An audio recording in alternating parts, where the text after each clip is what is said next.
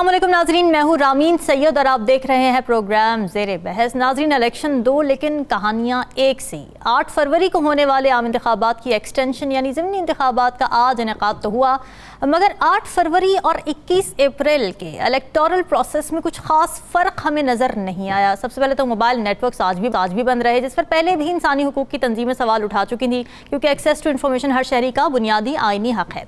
इसके अलावा जहाँ एक तरफ प्री इलेक्शन क्रैकडाउन रिपोर्ट हुए, इलेक्शन के दौरान भी बेज़ाब्तगियों की बहुत सी शिकायत, हमारे अपने रिपोर्टर्स पूरा दिन रिपोर्ट करते रहे। कम्बर शहदाद कोर्ट में ठप्पे लगने की फुटेज सामने आई। फिर लाहौर के हल्के PP 149 से के एक पोलिंग स्टेशन पर पोलिंग एजेंट से फॉर्म 45 पहले से ही साइन करवा लिए गए थे, जिसका एतराफ़ खुद प्रिजाइडिंग ऑफिसर ने किया। फिर कई जगहों पर तसादुम भी नज़र आया। नारोवाल में बहुत अफसोसनाक वाक़या हुआ, सर पर डंडा लगने से एक लीगी कारकुन जाँ बहक हो गया।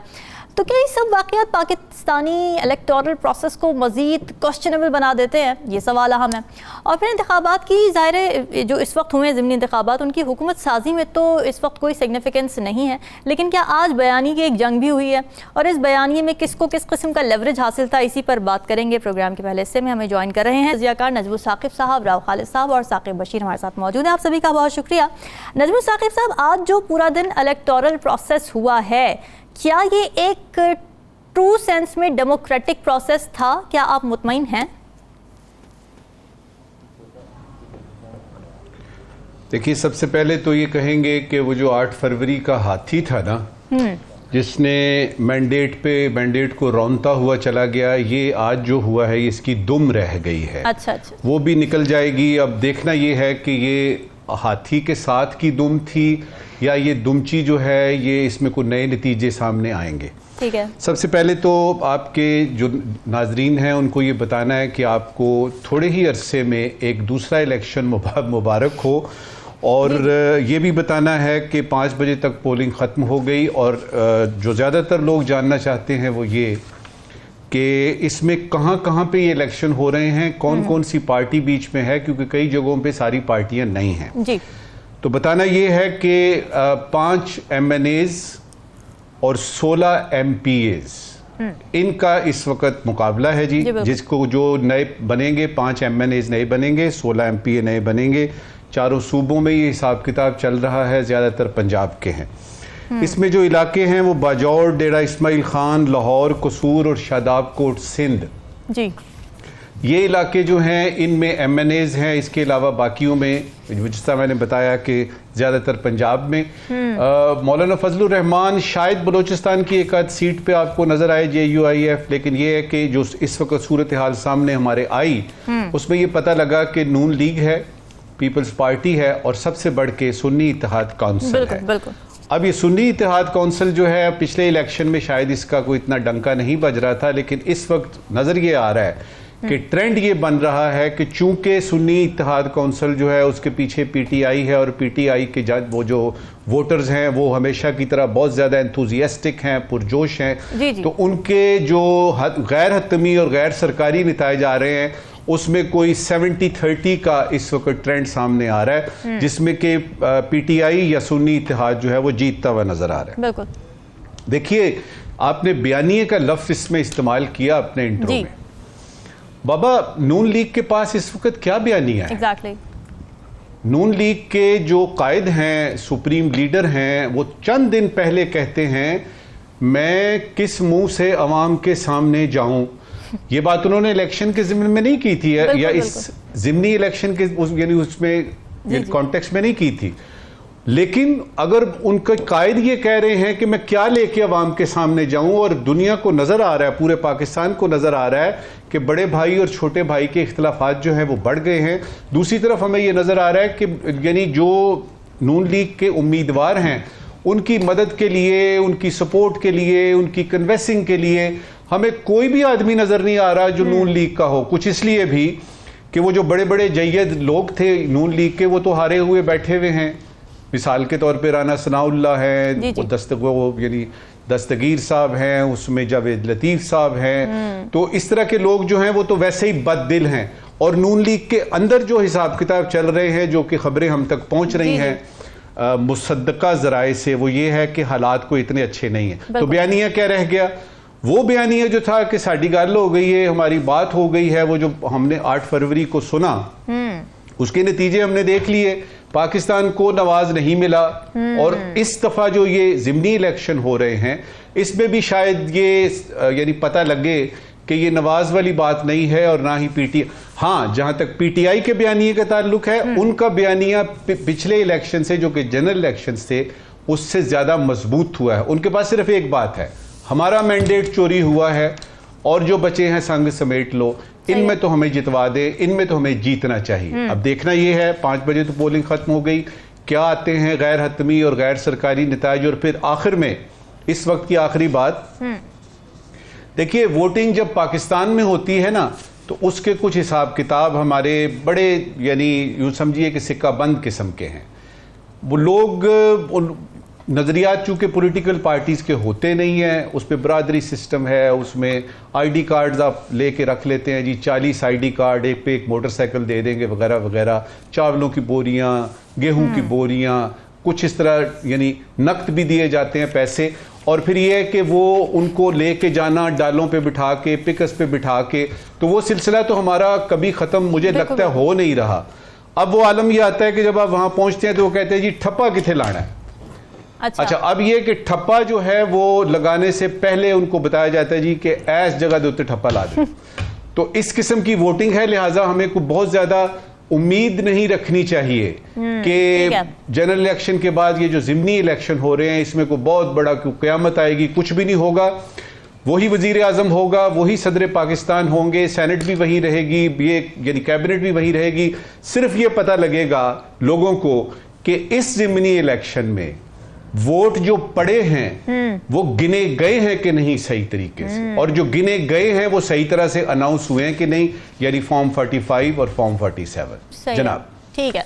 राव खालिद साहब, कहा जाता है कि तारीख अपने आप को दोहराती है। आपको लगता है कि 8 फरवरी की तारीख ने आज खुद को दोहराया है? 21 अप्रैल को भी वही सब हुआ?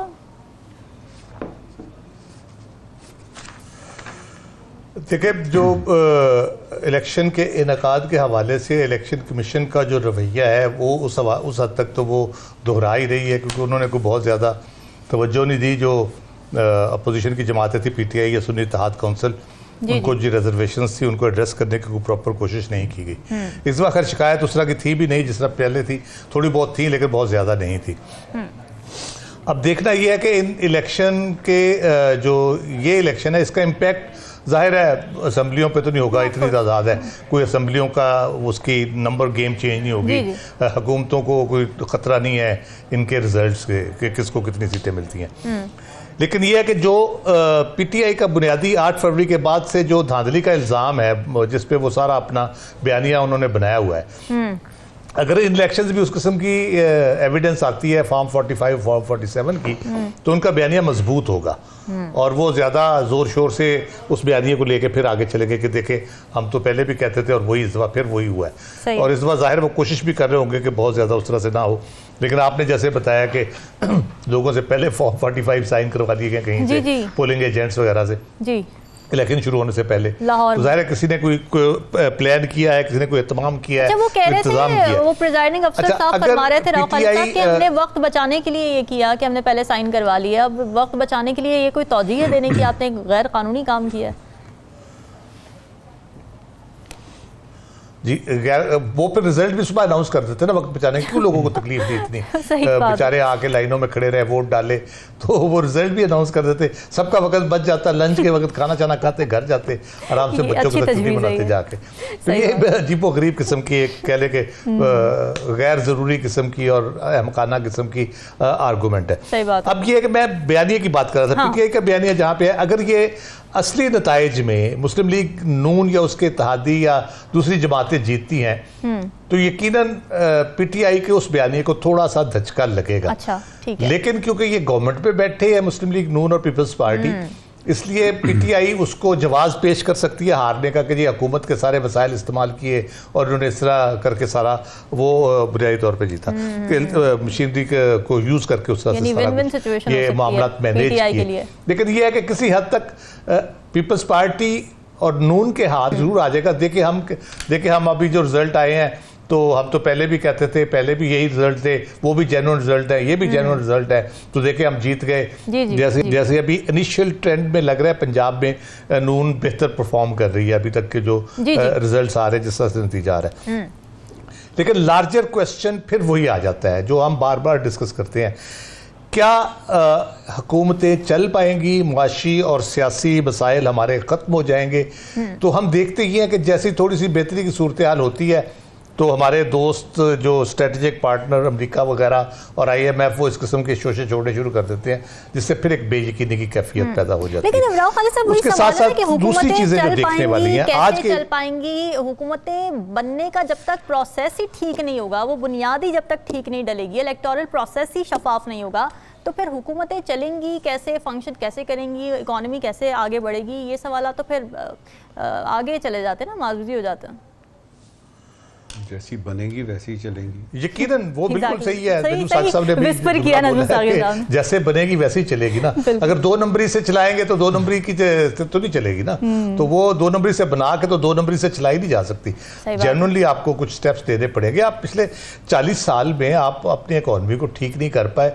आप गिने तो कितने 100-150 अरब डॉलर आप आए लिए आपने, रिमिटेंसेस में अलग आए सारा कुछ। उसके बाद आपने किया क्या, इंडस्ट्री के साथ क्या किया, बाकी आपके जो वसाइल के साथ किए, ये बहुत इंपॉर्टेंट चीज़ें। इलेक्शन के हवाले से जो पर्टिकुलरली आज के इलेक्शन के हवाले से कुछ और चीज़ें हैं, कुछ क्वेश्चंस हैं। वो ये है कि इलेक्शन कमीशन का रवैया जो है वो नताइज के हवाले से क्या होगा। जो 8 फरवरी को हमने देखा और 9 फरवरी को, क्या अब भी रिजल्ट रात को 2 बजे या अभी 11 बजे रुक जाएंगे आते हुए, उनमें कोई रुकावट आ जाएगी? और उसमें जो खास तौर पे है वोटर की शरह कैसी रही है, ये बड़ा इंपॉर्टेंट होगा आज के। मुझे लग रहा है कि बहुत अच्छी नहीं है वोटिंग, जो वोटिंग कास्ट होने की शरह है, तो वो इम्पैक्ट करेगी, मेरा ख्याल है PTI को इम्पैक्ट करेगी। तो उससे नतीजा हम क्या अखज़ कर सकते हैं कि क्या PTI का वोटर 8 फरवरी के बाद जो रिजल्ट जिस तरह से मैनिपुलेट हुए, उसके बाद वो मायूस हो गया कि इस तरीके से तब्दीली नहीं आ सकती, या इस तरह से मामला नहीं चल सकते, या ज़िमनी इलेक्शन में, क्योंकि हमने देखा जुलाई 2022 के जो ज़िमनी इलेक्शन थे उसमें भरपूर तरीके से निकले थे। हालांकि ज़िमनी इलेक्शन में इतनी एक्टिविटी नहीं होती। इस ज़िमनी इलेक्शन में अगर वो नहीं निकले तो उसकी वजह क्या है, ये हमें ज़रूर देखना होगा कि क्या वो मायूस हुआ है। और अगर वोटर मायूस होता है और टर्न आउट आपका कम हो जाता है तो फिर रिप्रेजेंटेटिव गवर्नमेंट तो आपकी बन ही नहीं सकती। अवाम की हमायत तो हुकूमत के पीछे हो ही नहीं सकती। और जिस हुकूमत के पीछे, जैसे आपने भी कहा कि अगर हुकूमत सही तरीके से नहीं आएगी, अवाम की हमायत उसके पीछे नहीं होगी, तो वो क्या फैसले करेगी और किस तरह से उनको इम्प्लीमेंट कराएगी। तो बड़ा ये क्रूशल इस हवाले से है, नॉट दैट कि गवर्नमेंट्स पे कोई इम्पैक्ट करेगा चेंज करने में, लेकिन इस हवाले से ज़रूर अहम है कि क्या हमने 8 फरवरी से 9 फरवरी से कुछ सीखा है, या हमने पीछे जो मुआशी तौर पे हमने जो गलतियां की हैं उससे कुछ सीखा है। ये बहुत इंपॉर्टेंट है, उसी के बाद ही हम बेहतरी की तरफ जा सकते हैं। वैसे इलेक्शन में मुस्बत या नेगेटिव इसकी रिजल्ट्स की तो कोई बात होनी नहीं चाहिए, ये तो आवाम की आवाज़ होती है और आवाम की आवाज़ तो फिर पॉजिटिव ही होनी चाहिए। साकिब, ऑन ग्राउंड क्या सिचुएशन देखी गई? बहुत ज़्यादा शिकायत आई हैं। समीरा इलाही साहिबा ने भी कहा कि जी हमारे बैलेट बॉक्सेस पहले से भर दिए गए थे, फिर ठप्पे लगने की फुटेजेस आ गई सामने, हमने खुद 92 न्यूज़ पर भी चलाई हैं। क्या हुआ, ये शिकायत वाकई जेन्युइन है? जी, शिकायत तो आई हैं ऑन ग्राउंड, ये गुजरात से भी, लाहौर से भी इस किस्म की कि शायद कोई फॉर्म 45 जो है उस पर पहले सिग्नेचर करवा लिए गए, उसका इलेक्शन कमीशन ने नोटिस भी लिया, और जो गुजरात में हुआ उसको मोनसिलाई भी बहुत ज़्यादा हाईलाइट जो है वो कर रहे थे। लेकिन आज के जो इलेक्शंस हैं उनको थोड़ा सा हम अगर इन डेप्थ देखें कि ये 21 जो है वो नशस्तों पर इलेक्शन हो रही हैं, 5 कौमी असम्बली की हैं, 16 सूबाई असम्बलीज की हैं, 4 जो है वो जिनमें इलेक्शन हुए ही नहीं थे किसी न किसी वजह से। सुप्रीम कोर्ट ने एक नशस्त पर जो है वो कलअदम करार दिए थे, बाकी 1-2 पे जो उम्मीदवार थे वो वफात पा गए थे, तो 4 नशस्तों पर इलेक्शन नहीं हुए थे, 17 पे हुए थे। ठीक है, अब 17 में किस जमात ने कितनी जो है वो नशस्तें छोड़ी थी, ये बड़ा इंपॉर्टेंट है। उसमें तकरीबन 80% जो है वो मुस्लिम लीग नून ने नशस्तें जो छोड़ी हैं। उसमें मरियम नवाज है, शहबाज शरीफ है, हसन इकबाल है, राना तनवीर हैं, सरदार गुलाम अब्बास हैं, उनके सरदार अवैस लगारी हैं, जाम कमाल हैं, चौधरी सालिक हैं। तो ये तकरीबन 80% मतलब सूबाई असम्बलीज की या और जो बाकी हैं पीटीआई के जो अली अमीन गंडापुर हैं, उन्होंने नेशनल असम्बली की एक सीट छोड़ी, एक पंजाब में उनकी जो है वो सूबाई असम्बली की सीट जो है वो छोड़ी गई, और बाकी सिंध में पीपल्स पार्टी की जानिब से। तो ओवरऑल अगर देखा जाए तो ये इसमें मैक्सिमम जो सीट्स हैं वो हैं ही मुस्लिम लीग नून ने जीती थी और उन्होंने जो है वो छोड़ी थी। उसमें बहुत कम जो है वो पीटीआई की थी और बाकी पॉलिटिकल पार्टीज की थी। इस वक्त तक के जो रिजल्ट्स हैं वो पंजाब में बज़ाहिर अभी तक की जो सिचुएशन है बेहतर मुस्लिम लीग नून नजर आ रही है अभी तक के जो रिजल्ट्स आए हैं। और जो केपी में जो रिजल्ट्स आ रहे हैं वहां पे सुन्नी इत्तेहाद काउंसिल मतलब जो पीटीआई है वो बेहतर पोजीशन में अभी तक जो है वो नजर आ रही है। अच्छा। आज के जो वोट कास्टिंग का जो आपने कहा कि उसका बहुत इंपॉर्टेंट होगा कि 8 फरवरी के बाद तकरीबन 2.5 माह बाद ये जो है वो ज़िमनी इलेक्शंस होने जा रहे हैं। तो क्या उस ट्रेंड जो है वो वोटर बाहर निकला है उस तरह, ये हमें देखना होगा, बड़ा इंपॉर्टेंट होगा। क्योंकि 2.5 माह में अगर देखा जाए तो सबसे ज्यादा क्लेम तो पीटीआई का था, अभी भी है कि उनका मैंडेट चोरी हुआ है, उनका जो वोट अवाम ने उनको दिया वो किसी और को जो है वो पहुंच गया है या किसी और के नाम पर जो है वो निकाल दिया गया है, और क्या उनका वर्कर अब भी उसी तरह निकला है या मायूस हुआ है, ये एक बहुत इंपॉर्टेंट है। और दूसरा सवाल इसमें इलेक्शन कमीशन की जो कारकर्दगी है, आज भी इंटरनेट बंद था, आज भी मोबाइल सर्विस बंद थी।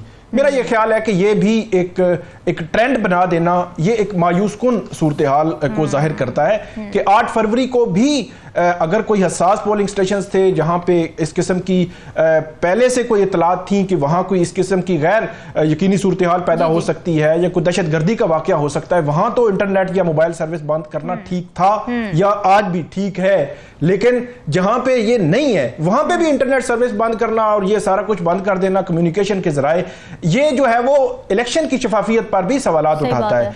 फिर इलेक्शन कमीशन ने इससे कबल जो इलेक्शन कमीशन के अफसरान होते थे वो ज़िमनी इलेक्शंस में जो सारे फराइज जो सर अंजाम देते थे इलेक्शंस कराने में। अच्छा। लेकिन हमने देखा कि अभी भी ब्यूरोक्रेसी है, मतलब पंजाब के अगर इलेक्शन हो रहे हैं तो वहां का डिप्टी कमिश्नर डिस्ट्रिक्ट रिटर्निंग अफसर है और जो रिटर्निंग अफसरान है वो असिस्टेंट कमिश्नर है। यानी फिर पंजाब गवर्नमेंट का तो इन्फ्लुएंस आ गया ना, पंजाब हुकूमत है उनके मातहत हैं। एग्जैक्टली जी बिल्कुल, वो तो डेफिनेटली हमें नजर आया। इसमें आप देखें ना कि 21 अप्रैल से पहले क्या हुआ है, 21 अप्रैल से पहले एक जलसा उनको करने की इजाजत, वो भी बड़ी मुश्किल से जाके लाहौर हाई कोर्ट ने उसमें इंटरवीन किया और उनको कहीं एक जगह पे इजाजत मिली कि वो जलसा कर लें, वगरना हमें यही पता चल रहा था जहां पे भी उन्होंने कोई एप्लीकेशन दिया कि हमने जलसा करना है, उनको जलसा करने की इजाजत नहीं है। वहां पे जी 144 जो है वो लगा दी गई है। अच्छा, 144 दफा जो है इसका इतना मिसयूज हुआ है पिछले में 1.5-2 साल से, यहाँ इस्लामाबाद, पिंडी या पंजाब में या मुख्तलिफ जगहों पे हम देख रहे हैं, इतना ज्यादा मिसयूज हुआ है। मेरा ये ख्याल है कि बार बार खबरों में आते रहे हैं, पता नहीं कौन कौन से गिरफ्तारियां हुई हैं, कौन कौन से कारकुनान की।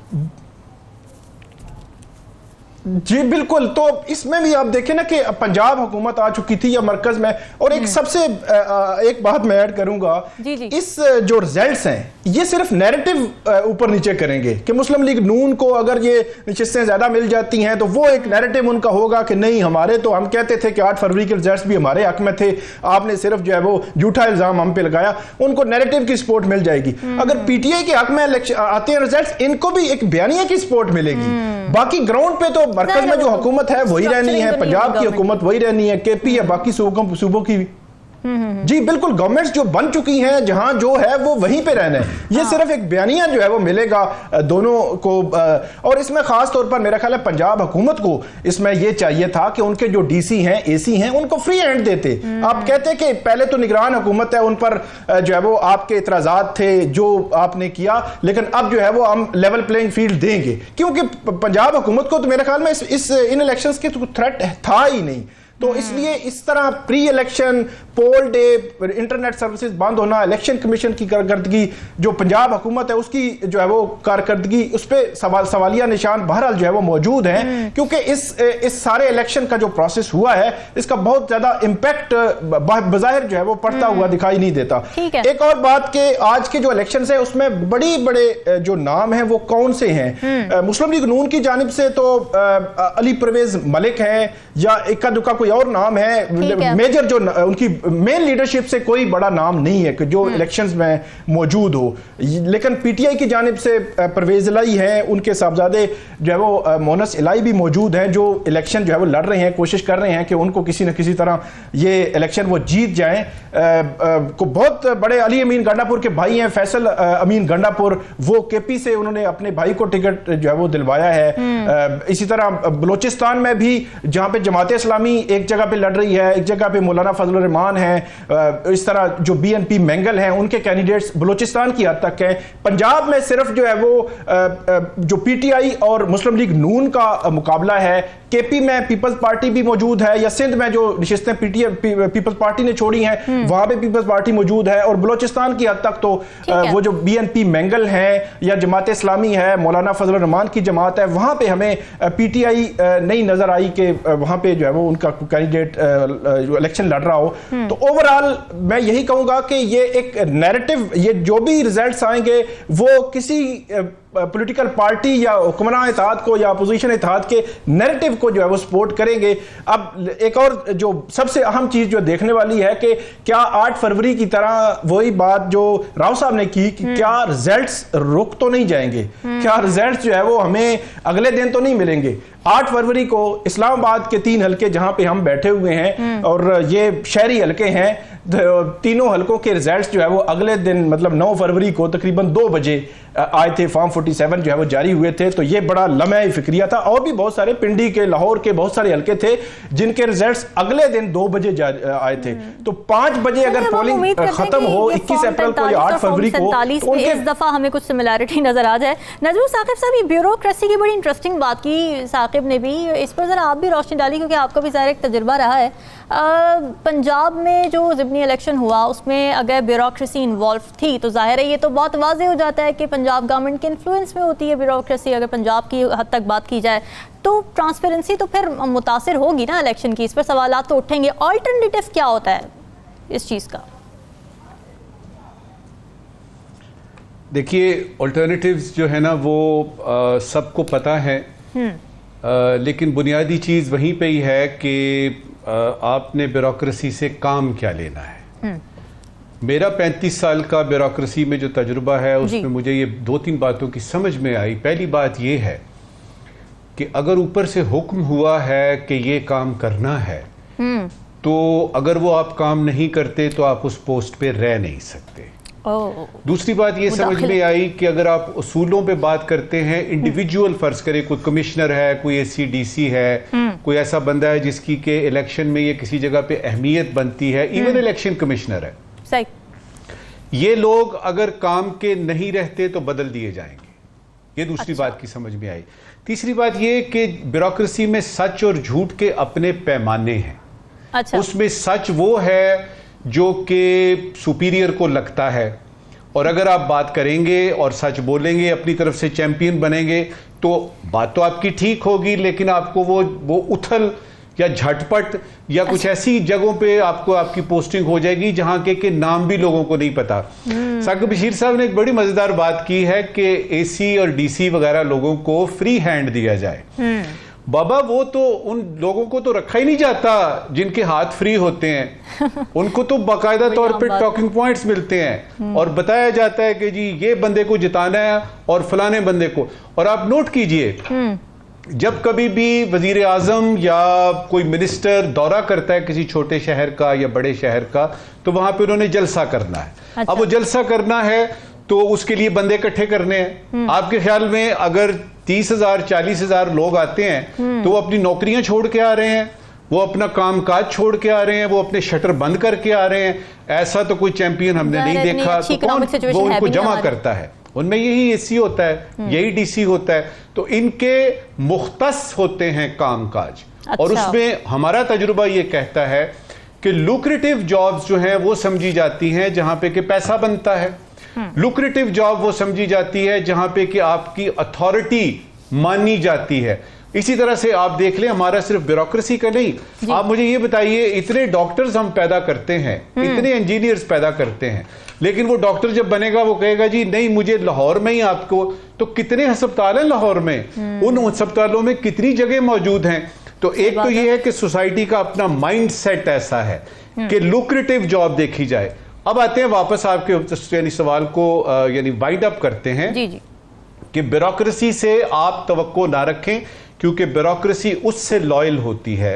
ये देखिएगा, ये बॉटम लाइन तो आ है। गया साफ साफ। हमारे पाकिस्तान की ब्यूरोक्रेसी ही नहीं, दुनिया भर की ब्यूरोक्रेसी की बात कर रहा हूं। ये याद रहे कि ब्यूरोक्रेसी जो है वो क्यूबा जैसे कुछ ममालिक छोड़ के, उसमें आप देखेंगी कि ब्यूरोक्रेसी का काम ही ये है कि जो गवर्नमेंट कह रही है उसको इंप्लीमेंट करवाना है, क्वेश्चन नहीं करती ब्यूरोक्रेसी। और वही सेक्रेटरी, वही जॉइंट सेक्रेटरी, वही आपका एडिशनल सेक्रेटरी, ये लोग वहां पे टिक नहीं सकते। हमारे यहां की ब्यूरोक्रेसी नहीं, दुनिया भर की जो नौकरशाही है, ब्यूरोक्रेसी जो है वो उससे लॉयल होती है जो कि किसी खास गिवन टाइम में, किसी खास वक्त में हुकूमत होती है।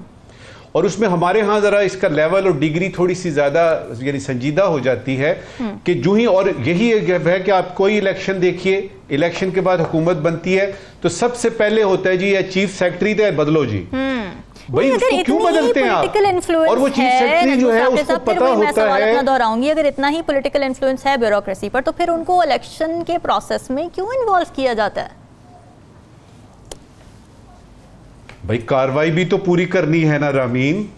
जिस तरह राव साहब ने नहीं कहा कि अगर आपने फॉर्म 45 पे करना है तो जरा लंच करके जाएं घर, आपको तो पहले से ही पता है। देखिए कार्रवाई पूरी करना बड़ा जरूरी है, और ब्यूरोक्रेसी से अच्छी कार्रवाई कोई पूरी नहीं कर सकता। अच्छा। हाँ, इसमें कुछ एक्सेप्शंस हैं, मैं उनका जिक्र करना चाहूंगा। हाँ। यानी फटाफट जी जी। देखिए ब्यूरोक्रेसी में फर्ज करें 100 अफसरान हैं सीनियर, उनमें जरूरी नहीं कि 100 के 100 जो हैं वो कहें कि जी जो आप कह रहे हैं ठीक है।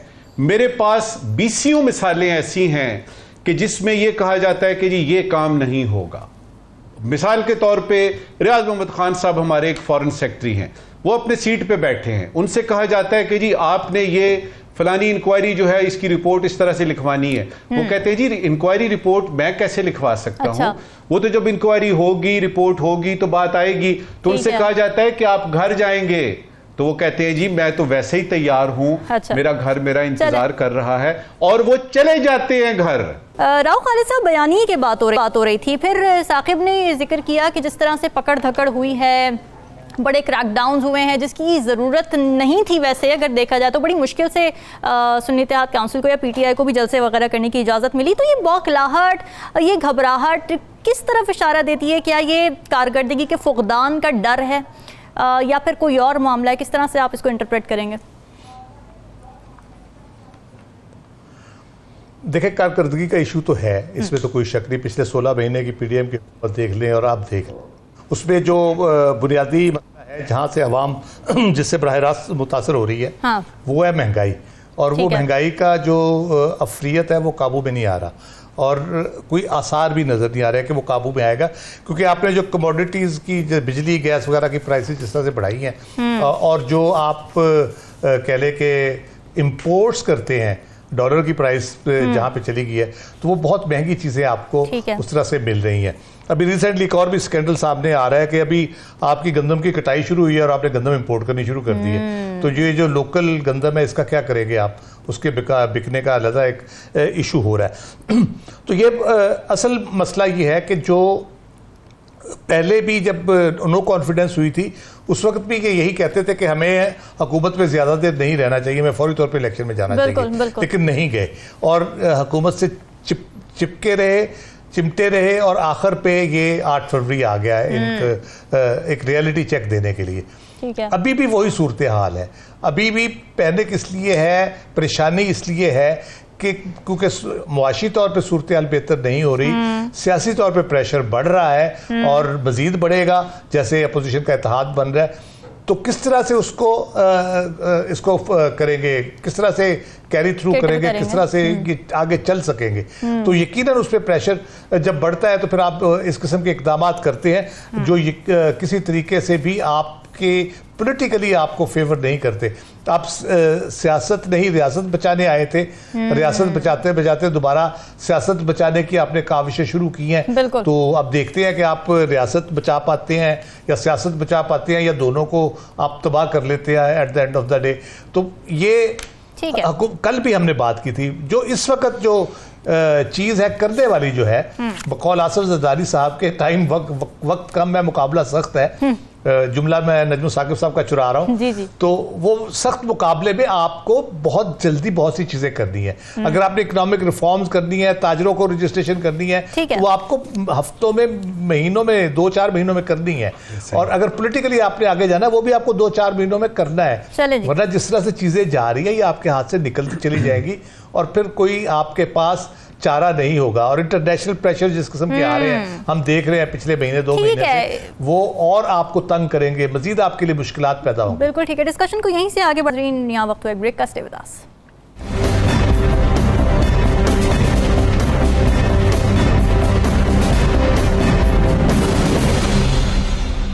वेलकम बैक नाजरीन, हम डिस्कशन के सिलसिले को आगे बढ़ाएंगे। ज़मीनी इंतखाबात आज हुए हैं पाकिस्तान में और उसके नताइज आने का सिलसिला जारी है। गैर हतमी गैर सरकारी नताइज जो जैसे जैसे आ रहे हैं हम वैसे वैसे आपके साथ शेयर करते जाएंगे। आज दिन भर पोलिंग का अमल जारी रहा। सुबह 8 बजे से पोलिंग का अमल शुरू हुआ और 5 बजे तक जारी रहा, जिसके बाद गिनती का अमल शुरू हो गया है। इस मौके पर हमने देखा कि कुछ बदनज़मियाँ भी सामने आई, बेज़ाब्तगियाँ भी देखी गई। राव खालिद साहब, आप बात कर रहे थे इस हवाले से कि ज़ाहिर है महंगाई बहुत है, मसाइल हैं इकोनॉमिक, और समझ नहीं आ रहा गवर्नमेंट को कि क्या करे। लेकिन वही बात है कि इसका हल ये तो नहीं है ना कि आप अपोजिशन पर क्रैक डाउन शुरू कर दें, आप अपोजिशन को विक्टिमाइज करना शुरू कर दें, आप पकड़ धक्कड़ शुरू कर दें, उनको इलेक्शन ना लड़ने दें, कैंपेन्स ना चलाने दें।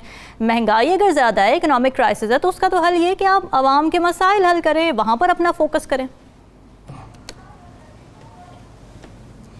जी बिल्कुल, और ये बदकिस्मती रही है। ये बहुत इंपॉर्टेंट चीज़ है जो हमें ज़रूर इस पर तवज्जो भी देनी चाहिए, इस पर बात भी करनी चाहिए कि क्या ये पिछले 30-40 साल से जो हम कर रहे हैं, 90 से आलमोस्ट, जो बल्कि ज़ियाउल हक से भी कर ले तो वो है, भुट्टो साहब भी करते थे अपोजिशन के खिलाफ, तो क्या यही एक तरीका है सियासत का कि जब आप हुकूमत में आएंगे तो अपोजिशन को आप जेलों में ही रखेंगे, उनके खिलाफ केसेस बनाएंगे, उनको रगड़ा लगाएंगे, और बाकी जो मामलात है जो करने के हुकूमत के काम, उस पर आपकी तवज्जो उस तरह से नहीं होगी। हम देखते ही हैं कि एक क्रेडिट मैं ज़रूर देना चाहूँगा, 2008 से 2013 तक जो पीपल्स पार्टी की हुकूमत थी, उसमें कोई सियासी कैदी नहीं था। ये बिल्कुल मैं वसूख से आपको बता रहा हूँ, कोई सियासी कैदी नहीं था। केसेस जो पुराने थे वो जरूर चल रहे थे, मियाँ साहब के खिलाफ थे, भले किसी और के खिलाफ थे, अदरवाइज कोई पॉलिटिकल विक्टिमाइजेशन उस तरह से नहीं थी, एक्सेप्ट जब मियां नवाज शरीफ साहब काला कोट पहन के मेमो कमीशन वाला वो जो मेमो गेट स्कैंडल हुआ था, तो वो सुप्रीम कोर्ट पहुंच गए थे पीपल्स पार्टी के खिलाफ, अदरवाइज नहीं रहा। उसके बाद जब जैसे ही मियां नवाज शरीफ आते हैं तो हम देखते हैं कि वो पुराना सिलसिला फिर से शुरू हो जाता है, इंतकामी कार्रवाइयाँ और सारा वो काम शुरू हो जाता है। तो क्या हमने इसी चक्कर में फंसे रहना है कि अपोजिशन को, और ये साबित बार बार हो चुका है, चाहे मिलिट्री डिक्टेटर्स ने कोशिश की, चाहे पॉलिटिकल डिक्टेटर्स ने कोशिश की कि अपोजिशन को क्रश कर ले, सियासी जमातों को ख़त्म कर दे, मुखालफिन को, लेकिन नहीं हुआ। ये बार बार कोशिश के बावजूद ख़त्म नहीं हुआ। तो फोकस जो है, प्राइमरी फोकस जिस पे होना चाहिए वो यही है कि आप आवाम के लिए, लोगों के लिए क्या बेहतर कर सकते हैं। उसके लिए अपोजिशन को आपको स्पेस ज़रूरत से ज़्यादा भी देने पड़े तो आप ज़रूर दें। लोगों के नाम पे अगर आप उनके साथ बात करेंगे, मेरा ख्याल है अपोजिशन के लिए भी मुश्किल हो जाएगा कि वो, अगर आवाम की बेहतरी के लिए कोई काम हो रहा है, आवाम की बेहतरी के लिए कुछ चीज़ें हो रही हैं, तो अपोजिशन कैसे उससे अपना दामन छुड़ा सकती है या कैसे उससे भाग सकती है। तो आप अगर ये काम करेंगे, आवाम की भी बेहतरी होगी, हुकूमत के अपने लिए बेहतर होगा, आपका पॉलिटिकल कैपिटल भी बढ़ेगा और मामलात भी ठीक होंगे। दूसरा जो इलेक्शन के हवाले से, इलेक्शन तो बहुत अच्छी बातें जो राव खालिद साहब ने की हैं, नजमुल साकिब साहब, ये अच्छी बातें क्यों नहीं समझ आती हमारी गवर्नमेंट्स को, खास तौर से नून लीग जो कि खुद विक्टिमाइज होती रही है, खुद शिकायतें करती रही है, मुझे क्यों निकाला के नारे बयानिए बनते रहे हैं, वो हुकूमत में आके उसी तरह का रवैया अपना लें, तो अनफॉर्चुनेट है बहुत ज़्यादा। देखिए, सबसे पहले जो एक बुनियादी यूँ समझिए कि वीकनेस है हमारे इस पावर यानी पावर ओरिएंटेटेड ये सिस्टम की, वो ये है कि आप आवाम से वोट लेके आते हैं, चाहे कैसे भी आ जाएं, आप हुकूमत बना लेते हैं, लेकिन आपका फोकस आवाम होता नहीं है। मेरी ये बात ज़रा यानी थोड़ी देर के लिए जितने भी हमारे बहन भाई देख रहे हैं इस वक्त, उस पर सोचें कि अगर अवाम मतमई नज़र है, अगर अवाम की भलाई, अवाम की फलाह बहबूद है, तो फिर तो मसला ही कोई नहीं है, फिर तो कोई चीज़ आड़े आ ही नहीं सकती। क्योंकि अगर 4 दिन भी हैं, 5 दिन भी हैं, तो वो कहेंगे यार अवाम की को भलाई हो जाए। हमारे यहाँ क्या होता है? हमारे यहाँ ये होता है कि पावर गेम है, किसी तरीके से हुकूमत चलानी है, बनानी है, उसके लिए आप डीलें करते हैं, उसके लिए आप ढीलें मांगते हैं, उसके लिए आप अदालतों से रजू करते हैं, उसके जरिए आप पैसा लगाते हैं, किसी तरीके से आ जाएं। अब यह है कि चूंकि अवाम सामने है ही नहीं, फोकस में है ही नहीं, वो आपका मतमई नजर है ही नहीं, तो क्या होता है कि अवाम की भलाई मकसूद किसको है? मिसाल के तौर पे देते हैं, आज का ज़िमनी इलेक्शन लेते हैं। जिस तरह हम सबको पता है, हमने बताया भी, साकिब बशीर साहब ने हमें बताया कि आज 5 नए MNA बनेंगे, आज 16 MPAs बनेंगे, यानी पूरे 4 सूबों में। इसका मतलब यह हुआ कि 21 पार्लियामेंटेरियन आज नए बनेंगे। ठीक है, जरा तसव्वुर में लाइए इन सारे लोगों को, ये जो सारे MNAs और MPA बनेंगे, क्या आपके ख्याल में ये अवाम की भलाई सामने रख के पार्लियामेंट में जाएंगे या इनके सामने वो पैसा है जो ये लगा के बने हैं? क्या ये लोग जो हैं सवाए अपने हलके के, ये याद रहे कि हलके के लोग जो हैं उनके लिए तो ये जाहिर है कुछ ना कुछ करना चाहेंगे, लेकिन ध्यान किस तरफ होता है? किस पार्टी की हुकूमत है, उस पार्टी को ज्वाइन करना है, किस तरीके से अथॉरिटी लेनी है। ये डीसी को तो चेंज करो ना, और यार ये थानेदार जो है ना इसको बदलो यार, इधर ये बात ही नहीं सुनता। फिर ये है कि किसको जेल से निकालना है, किसको जेल में भरना है, वो तो सबसे ये मकासद होते हैं। तो अवाम किधर गई? अवाम किधर गई? अवाम किधर गई? तो मैं ये आपको बता रहा हूं कि पिछले जितने भी इलेक्शंस हुए हैं, देख लीजिए, पाकिस्तान के वजूद में आने से पहले की जो पॉलिटिक्स मेरे मुसलमान रहनुमाओं की थी, मेरे कायद की थी, उनके रुफाकार की थी, उनके सामने था कि हमने अपनी अवाम के लिए कुछ करना है। तो यही तो वजह है कि एक ग्लोब पे नया मुल्क तश्कील दे दिया जाता है। अब उस मुल्क को सिर्फ संभालना था और चलाना था। अब ये लोग जितने भी आते हैं हुकूमत में, यानी पावर कॉरिडोर्स में आते हैं, अगर तो मैं आपको यकीन से बताता हूं कि अगर 50% नहीं तो 15-20% भी अवाम की भलाई सामने हो ना, हम क्या करते हैं? ये सड़कें बना दी हैं जी, ये हाईवेज बना दिए हैं, ये मोटरवेज बना दिए हैं, और यार ये तो बुनियादी काम है। और फिर हम ये भूल जाते हैं कि ये जो पैसे हम लगा रहे हैं ये अवाम के ही पैसे हैं, ये पैसे अवाम के टैक्सों से हैं, अवाम ने ही दिए हैं। हम उन पे रौब जताते हैं, हम उन पे एहसान जताते हैं कि जी देखें आपके लिए हमने ये किया। इसी तरह कोई MPA, कोई काउंसलर वगैरह ये कहेगा देखें जी मैंने नालियां ठीक करा दी, मैंने ये सड़क ठीक करा दी। अब सवाल ये पैदा होता है कि वो जो 2.5 करोड़ के करीब बच्चे हैं आपके, उस तरह के मसाइल आपके सामने को क्यों नहीं होते? सही बात। आप अपने किसी एक प्राइमरी स्कूल के तो बात कर लेंगे कि वहां के आपने प्रिंसिपल को वहां के आपने हेडमास्टर को चेंज करा दिया, टीचर का आपने स्टाफ जो है वो बदल दिया, आपने वहां पे अपनी मर्जी से कुछ बच्चे दाखिल करा लिए जो कि काम लोकल बॉडीज का होता है। 18वीं तरमीम के हिसाब से भी अगर देखा जाए लोकल बॉडीज का ये काम है, ये MNA का काम भी नहीं है। MNA का काम तो कानून बनाना है ना, लॉ मेकर्स हैं वो तो। ये तो आप कह रही है ना किताब की बात कर रही हैं, ये तो किताब की बात कर रही हैं, तो किताबी हिसाब से हमारा चलता किधर है? आपके ख्याल में लोकल बॉडीज देखे तो सही ना, आपके ख्याल में हल्के का MNA या MPA है तो थानेदार उसकी बात सुनेगा कि यानी लोकल बॉडीज के किसी काउंसलर का सुनेगा? ये तो सबको पता है। सही बात है। इसी तरह से मैंने जिस तरह हमने यानी पिछले प्रोग्राम में बात की कि सदर जरदारी का जब जिक्र आता है तो सदर जरदारी के पीछे पूरी पीपल्स पार्टी आती है। हाँ। पीपल्स पार्टी आती है और उसके साथ उनके यानी सेनेट के चेयरमैन से लेके एक कतार अंदर कतार लोग हैं जो उनकी ताकत भी उनके सामने आती है, मुंतज होती है। सदर आरिफ अलवी भी तो सदर थे। सही बात है। तो उसमें देखना यह है कि आप ताकत का मंबा किधर है।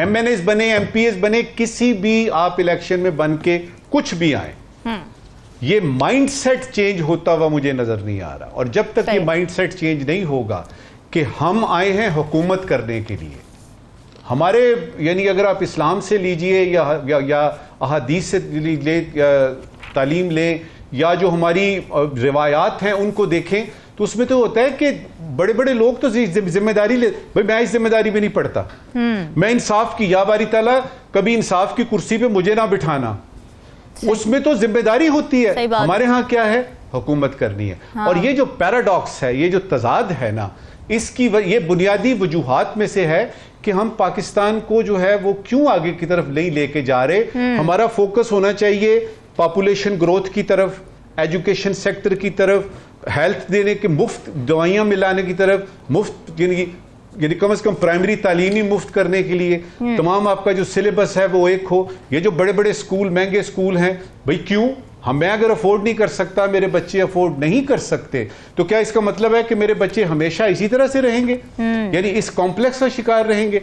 तो आपने ये, जब आप इस्लामाबाद में बैठते हैं या चीफ मिनिस्टर बनते हैं, तो आपको इन छोटी छोटी चीजों से निकल के जरा बड़े मसाइल की तरफ भी देखना। सही बात है, बिल्कुल सही। आप यानी करते क्या हैं, आपके यानी इन सारी पार्टियों को मंशूर देख लीजिए। आखिरी बात, आप इन सारी पार्टियों का मंशूर देख लीजिए, कहीं पे किसी ने लिखा हो कि पॉपुलेशन ग्रोथ को कंट्रोल करने के लिए बजट का 5% हिस्सा लगाया जाएगा?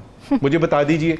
और आपका पाकिस्तान का पहले नंबर पे जो इस वक्त मसला है वो पॉपुलेशन ग्रोथ का है, क्योंकि हम लोग अपने टेन्योर से ज्यादा देखते नहीं है। हाँ यार, 3-4 साल की बात है, इसको चलाओ यार ऐसे है। और इसकी बुनियाद भी यही है ना नजमुल साकिब साहब की, क्योंकि पॉलिटिकल स्टेबिलिटी होती नहीं है। हर वजीर आजम को अपनी कुर्सी का डर लगा रहता है कि हर 3-4 साल बाद मुझे तो हटा दिया जाएगा, तो फिर मैं बस अपने बेनिफिट के लिए काम करूं। खान साहब ने भी यही किया। पेट्रोल की प्राइसेस जिस तरह उन्होंने स्लैश की, जाने से पहले जब उनको अंदाजा हो गया था कि मेरे खिलाफ नो कॉन्फिडेंस मोशन आने वाली है, उन्होंने प्राइसेस स्लैश करके IMF का मुआहदा तोड़ दिया। वो आवाम के साथ क्या होता है, मुल्क के साथ क्या होता है, वो उनका सरोकार तो नहीं था। साकिब, ये बताइए कि इस वक्त अब क्या सिचुएशन है, क्या ट्रेंड हमें नजर आ रहा है? आखिरी 2 मिनट है हमारे पास, जो इन्फॉर्मेशन आपके पास दे दें हमें बस।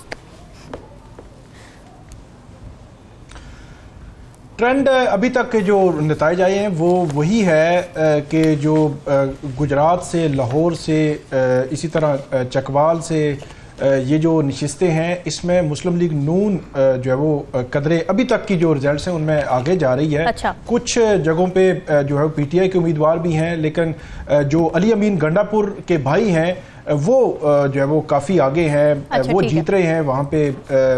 और इसी तरह बाकी जो बलोचिस्तान है वहाँ पे PTI के इस तरह उम्मीदवार हैं नहीं।